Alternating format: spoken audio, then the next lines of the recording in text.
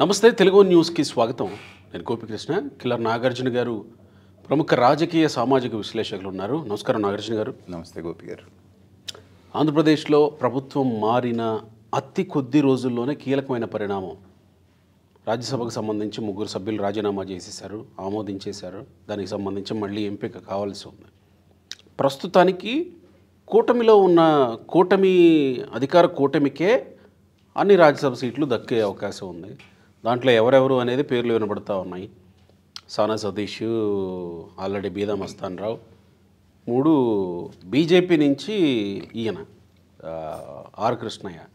ఇక్కడ ప్రత్యేకంగా ఆర్ కృష్ణయ్య విషయం మనం తీసుకుంటే కొన్ని విశ్లేషణల ప్రకారం ఆర్ కృష్ణయ్యని బీజేపీ వైపు నుంచి రాజ్యసభ ఇవ్వడం అనే దాని మీద తెలంగాణలో కూడా ఏపీ ఫార్ములా అమలు చేయడానికి, అంటే జనసేన, టీడీపీ, బీజేపీ ఈ ఫార్ములా అమలు చేయడానికి కొంత కూటమి చర్చలు జరుగుతున్నాయేమో. అందుకే ఆర్ కృష్ణయ్యకి బీజేపీ నుంచి ఇచ్చారేమో, ఆర్ కృష్ణయ్య తెలంగాణలో ప్రభావితం చేయగలరేమో అనేటువంటి చర్చల నేపథ్యంలో అసలు ఆర్ కృష్ణయ్య తెలంగాణలో చేయగలిగిన ఇది ఎంత? ఆర్ కృష్ణయ్య వల్ల బీసీ సామాజిక వర్గం మొత్తంగా లేదా కొంత మేరకైనా ప్రభావం చూపించగలిగిన మేరకైనా కూటమి వైపుకు వచ్చే అవకాశం ఉందా? ఒకవేళ ఇదే ఫార్ములా అమలు చేయాలని అనుకుంటే ఆర్ కృష్ణయ్య వల్ల నిజంగా, అంటే ఇక్కడ బీజేపీ ప్రత్యేకంగా 2 విషయాలు కనపడుతున్నాయి. ఒకటి, ఎస్సీ వర్గీకరణ చేస్తామని చెప్పడం ద్వారా మందకృష్ణ మాదిగని కంప్లీట్గా తన వైపుకు తిప్పుకొని, అఫ్కోర్స్ ఆయన బీజేపీ తరఫున ప్రచారం కూడా చేశాడు కదా, తిప్పుకొని తెలంగాణలో ఉన్న ఒక ప్రిడామినెంట్ కాస్ట్ కమ్యూనిటీ మాతో ఉంది అని చెప్పుకోవడంతో పాటు బీసీ కమ్యూనిటీని కూడా, అత్యధికంగా ఉండేటువంటి బీసీ కమ్యూనిటీ కూడా బీజేపీతో ఉంది అని చెప్పుకున్నట్టు అవుతుంది. అప్పుడు 2 కమ్యూనిటీలు ఏకపక్షంగా బీజేపీ వైపు ఉంటే గెలుపు పెద్ద కష్టమేమి కాదు అనేది బీజేపీ ఆలోచన అయి ఉండొచ్చు అనే చర్చ కూడా ఉంది. సో ఇప్పుడు ప్రత్యేకంగా ఆర్ కృష్ణయ్యని తీసుకోవడం బీజేపీ అనుకున్న, లేకపోతే బీజేపీ వేస్తున్న అంచనాలకి రీచ్ కాగలుగుతుందా? అంటే ఒకటి గోపి గారు, మిగతా విషయాలు మాట్లాడుకోబోయే ముందు రాజకీయం అంటేనే కులాల ప్రాతిపదికన వాళ్ళ నాయకులకు ఇచ్చేటువంటి పదవుల్ని బట్టే మనకు విజయ అవకాశాలు వస్తాయి అనేటువంటి ధోరణిలోకి రాజకీయాలు వెళ్ళటమే దురదృష్టకరం. నెంబర్ 1. ఏ ఆర్ కృష్ణయ్య గురించి అయితే మనం మాట్లాడుతున్నామో, తెలంగాణ వ్యక్తి అయినప్పటికీ కూడా అతన్ని తీసుకొచ్చి వైఎస్ఆర్సీపీ వాళ్ళు రాజ్యసభ సీట్ ఇచ్చారు. గతంలో మనం చూసాం. అవును. చూసినప్పుడు ఏ రోజు ఆర్ కృష్ణయ్య వచ్చి 4 సభలు పెట్టి, తెలంగాణలో ఎంతమంది ఉన్నారో దాదాపుగా మెజారిటీ, ఆంధ్రాలో కూడా బీసీలే మెజారిటీ ఎక్కడైనా కూడా. మరి గత ఎన్నికల్లో అంత బ్రహ్మాండంగా ఇతనికి రాజ్యసభ సీట్ ఇచ్చి గౌరవించినటువంటి జగన్మోహన్ రెడ్డి గారి విజయంలో ఈ ఆర్ కృష్ణ ఏమాత్రం ఉపయోగపడగలిగాడు? మొన్న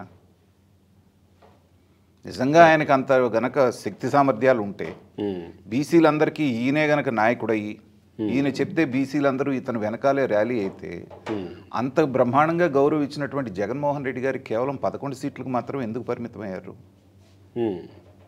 అంటే దీన్ని బట్టి అర్థమవుతుంది ఏంటంటే, ప్రజలు 20-25 సంవత్సరాల క్రితం విషయం కనుక తీసుకుంటే, ఇలాంటి నాయకుల వెనకాలంతా కూడా ఒక కులానికి ఒకే నాయకుడు ఉండి, ఆ నాయకుడు ఏం చెప్తే, ఏ పార్టీకి చెప్తే ఆ పార్టీకి గంపగుత్తుగా ఓట్లు వేయటం అనేటువంటిది ఒక 20-25 సంవత్సరాల క్రితం అంటే ఓకే.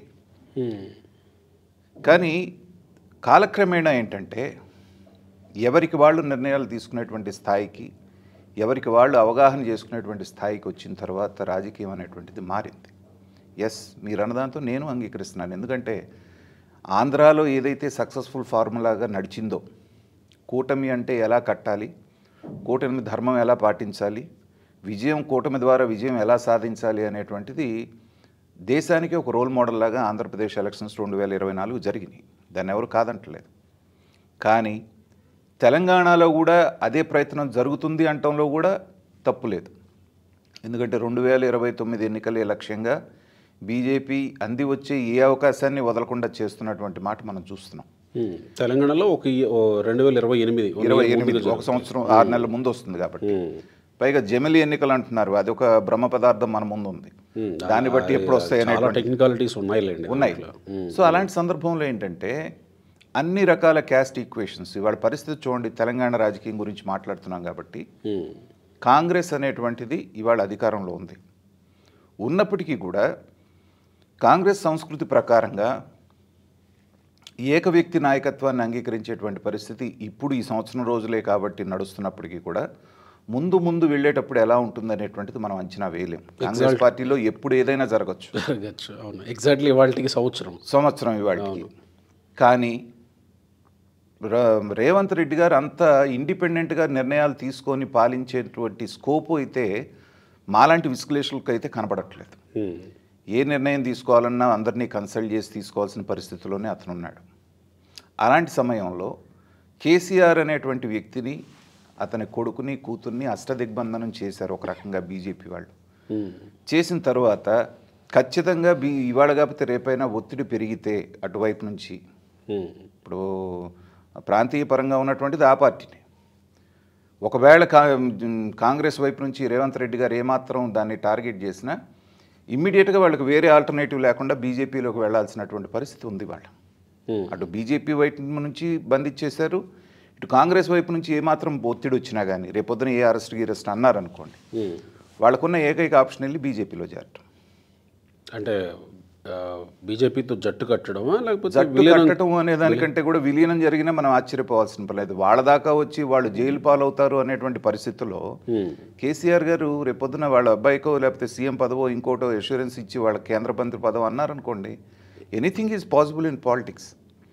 సో ఆ పక్కన అలా కేసీఆర్ గారిని ఒక పక్కన పెట్టుకున్నారు. ఇవాళ ఎడుదిరిగి పవన్ కళ్యాణ్ గారు తెలుగుదేశం ఓట్ బ్యాంక్ ఎలా ఉంటుందనేటువంటిది వాళ్ళు పోటీ చేసినా చేయకపోయినా కొన్ని ప్రాంతాల్లో ప్రభావితం చేయగలరు అనేటువంటిది మొన్న ఎలక్షన్స్ నిరూపించినాయి. వాళ్ళని కొంచెం వాళ్ళ మనసు నొచ్చుకునేటట్టు మాట్లాడినందుకే కేసీఆర్ గారి పరిణామాలు ఎలా ఉన్నాయో మనం చూసాం. అలాంటి సందర్భంలో అందులో అప్పుడు ఎన్నికలు జరిగినప్పుడు ప్రతిపక్షంలో ఉంది అక్కడ ఆంధ్రాలో. ఇవాళ ఘన విజయాన్ని సాధించి అధికారంలో ఉంది. పవన్ కళ్యాణ్ గారు 2018 ఎలక్షన్స్లో తెలంగాణలో పెద్దగా కాన్సన్ట్రేట్ మొహమాటంగా ఏదో బీజేపీ ఒత్తిడి చేసింది కాబట్టి అతను పాల్గొన్నాడే కానీ ఈసారి ఫుల్గా కనుక ఫోకస్ చేసి ఈ మూడు పార్టీలు జట్టుగట్టి కనుక వెళితే ఖచ్చితంగా అవకాశాలు కనపడుతున్నాయి, దాంట్లో అనుమానం లేదు. కానీ ఇందాక మీరు అన్నట్టుగా ఏంటంటే ఎస్సీల్లో బలమైనటువంటి ఒక వర్గాన్ని మనం పక్కన పెట్టుకున్నాము, బీసీ నాయకుడిగా ఉన్నటువంటి ఇతన్ని కూడా దగ్గర పెట్టుకుంటే మనం బీసీలకు కూడా ఇచ్చినట్టుగా ఉంటుందనేటువంటి ఒక ఆలోచన అయితే ఖచ్చితంగా చేసి ఉంటారు, దాంట్లో అనుమానం లేదు. కానీ తెలుగుదేశం ఎలా ఒప్పుకుంది అనేటువంటిది ఇక్కడ మనకు ప్రశ్న వస్తుంది.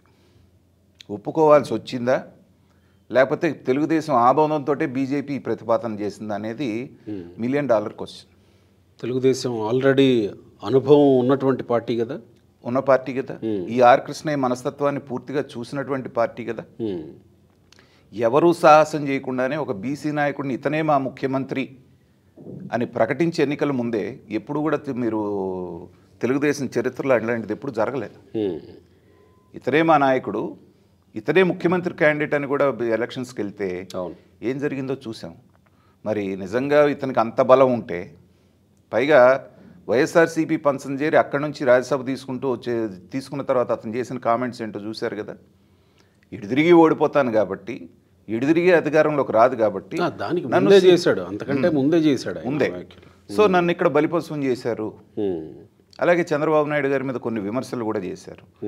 చేసినటువంటి వ్యక్తికి బీజేపీ కావాలి మావాడు అని చెప్పేసి తీసుకొచ్చి ఇక్కడ ఇస్తున్నారు అంటే అదే ఆంధ్రప్రదేశ్ కోటాలో ఏదో మరి తెలుగుదేశాన్ని ఈ వాళ్ళకున్న కంపల్షన్స్ ఇంకో రకంగానో చెప్పి కన్విన్స్ చేసి పని చేస్తుంటారు నేను అనుకుంటున్నాను. అంటే ఆర్ కృష్ణయ్య వల్ల ఏమన్నా రేపు కూటమి కంటెస్ట్ చేయబోతే వచ్చేది ఏమన్నా ఉందా?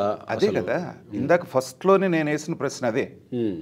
ఇతనికే ఇంత శక్తి సామర్థ్యాలు కనుక ఉంటే, అంటే అది వైసీపీ అంటే ఆంధ్రప్రదేశ్ కాబట్టి, అవును, ఆర్ కృష్ణయ్య స్వతహాగా తెలంగాణ వ్యక్తి. సో ఇప్పుడు తెలంగాణ మీద కాన్సన్ట్రేట్ చేశారు కాబట్టి, తెలంగాణ నుంచి ఆయన కూడా ఉంటున్నాడు కాబట్టి, సో ఇప్పుడు తెలంగాణలో ఏమన్నా ఇంపాక్ట్ చేసే అవకాశం? మరి ఆ మాటకు వస్తే తెలంగాణలో ఈయన ముఖ్యమంత్రిగానే ప్రకటించినప్పుడు ఏం ఇంపాక్ట్ క్రియేట్ చేశారు? అప్పుడు తెలంగాణ వాదం బలంగా ఉంది అని అన్నాడుగా. బలంగా ఉన్నప్పటికీ కూడా నీ ఇవేమైంది, నీ బలం ఏమైంది? కాబట్టి గోపి గారు, మనం రాజకీయాలను పరిశీలిస్తున్నప్పుడు చూడాల్సింది ఏంటంటే, ఏ ఒక్క నాయకుడు వెనకాల కూడా గంప గుర్తుగా ఆ కులమంతా ర్యాలీ అవ్వట్లేదు ఇప్పుడు. ఉదాహరణకి ఆంధ్రాలో మహామహులు అన్నటువంటి వాళ్ళు, మేము కాపు జాతిని మొత్తం మా వెనకాల ఉంది, ఒక్క మాటతోటి మేము మొత్తాన్ని తిప్పేస్తామన్నటువంటి వాళ్ళు ఎలాంటి పరాభవం పాలయ్యారో మనం చూసాం. ఆ సామాజిక వర్గంతో వాళ్ళు చీగొట్టించుకున్నటువంటి పద్ధతి వాళ్ళ తెరమరుగైపోయే పరిస్థితి వస్తుంది. అందుకని ప్రజల్లో అవేర్నెస్ పెరిగినప్పుడు ఒక వర్గం అంతా మీ వెనకాలే వస్తుంది అనుకోవటం అనేటువంటిది అది భ్రమ. అంతకంటే ముందు ఆర్ కృష్ణయ్య మొన్న వైసీపీ నుంచి రాజ్యసభకు రాజీనామా చేస్తూ వాడిన మాట, నేను రాజ్యసభలో ఉండగా నాకు బీసీల గురించి ప్రశ్నించే అవకాశమే రావట్లేదు, బీసీల గురించి పోరాడే అవకాశమే రావట్లేదు, సో నేను ఇక మీదట బీసీల కోసం పోరాడడం కోసమే రాజీనామా చేస్తాను, జీవితాన్ని వాళ్ళకి సేవకే అంకితం చేస్తాను అని 6 నెలలు కూడా కాలేదుగా. అదే రాజకీయం అండి. నాలిక మడత పెట్టినటువంటి వాడు రాజకీయ నాయకుడు కాదు అన్నటువంటి పరిస్థితి వాడు వచ్చేసింది. అది రాజకీయం. సరే, జనాలు ఎట్లా నమ్ముతారు? అదేనండి. ఇప్పుడు రేపు ఒకవేళ తెలంగాణలో ఏదో ఆయన్ని తిప్పి ఏదో చేయాలనుకుంటే జనాలు ఎట్లా నమ్ముతారు ఇలాంటి వాళ్ళని? ఈ ఒక్క విషయంలో మాత్రం ఖచ్చితంగా ఒక రాజకీయ విశ్లేషకుడిగా నా అనుభవంతో చెప్తున్నాను, బీజేపీ అనేటువంటిది కొంచెం తొందరపాటు నిర్ణయమే తీసుకుంది, లోతైన విచారణ చేయలేదు అనేటువంటిది నా భావన. ఎందుకంటే ఇతని మూలాన్ని ఏదో ఒరుగుతుంది, అటు ఆయన ఉన్నాడు మందకృష్ణ మాదిగ, ఇటు ఈయన ఉన్నాడు అనేటువంటి భావనలు వెళ్ళారే. కానీ అయితే ఏంటంటే ఒక టఫ్ ఫైట్కి వెళ్తున్నప్పుడు అంది వచ్చే అవకాశాలన్నింటినీ పక్కన పెట్టుకోవడం అనేటువంటిది బీజేపీ లాంటి రాజకీయ పార్టీ వేసేటువంటి ఇది. ఇతను ఇవ్వటం మూలన అంతో ఎంతో లాభం జరుగుతుంది కానీ నష్టమైతే జరగదు కదా అనేటువంటి సేఫ్ గేమ్ ఆడే పద్ధతిలోనే చేశారు.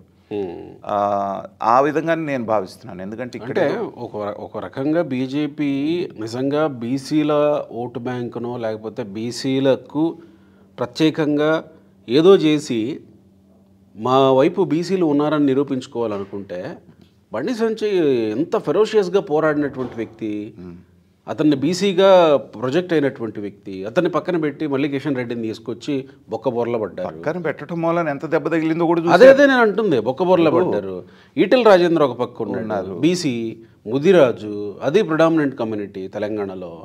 ఆయన ఒక పక్క ఎన్నిసార్లు ఆయన పక్కకు పెట్టి అధ్యక్షుడి రేసులో ఉన్న, స్టిల్ ఈ రోజు కూడా ఆయన అధ్యక్షుడి రేసులో ఉన్నా కానీ ఎక్కడ అది జరుగుతున్నట్టు కనపడట్లేదు.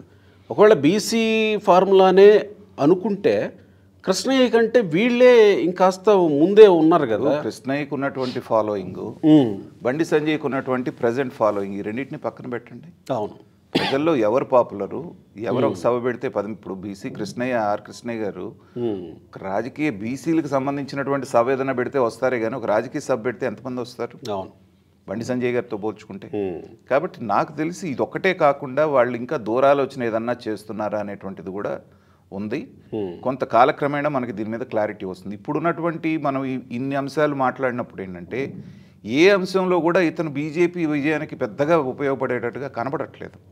ఇక్కడ ఇంకొక పాయింట్ నాగార్జున గారు, ఈయన ఆల్రెడీ ముందే బీజేపీతో మాట్లాడుకుని రాజీనామా చేసినట్టు అనుకోవాలి. దాంట్లో అనుమానం ఏముంది మీకు? అసలు దాంట్లో నాకైతే 1% కూడా అనుమానం లేదు.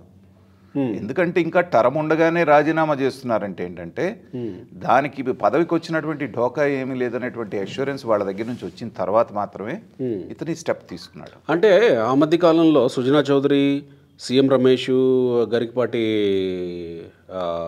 రామ్మోహన్ రావు, టీజీ వెంకటేష్ వీళ్ళు నలుగురు తెలుగుదేశం పార్టీ ఓడిపోయిన కొన్ని నెలల్లోనే రాజ్యసభ సభ్యులుగా ఉండి బీజేపీలోకి షిఫ్ట్ అయ్యారు. అప్పుడు అందరూ మాట్లాడింది ఏంటి? చంద్రబాబు నాయుడు వీళ్ళని బీజేపీలోకి పంపించాడు అని మాట్లాడారు. ఇప్పుడు కృష్ణయ్య కూడా ఏమన్నా వైసీపీ ప్రణాళికలో భాగంగా ఏమన్నా వెళ్ళాడని అనుకోవచ్చా?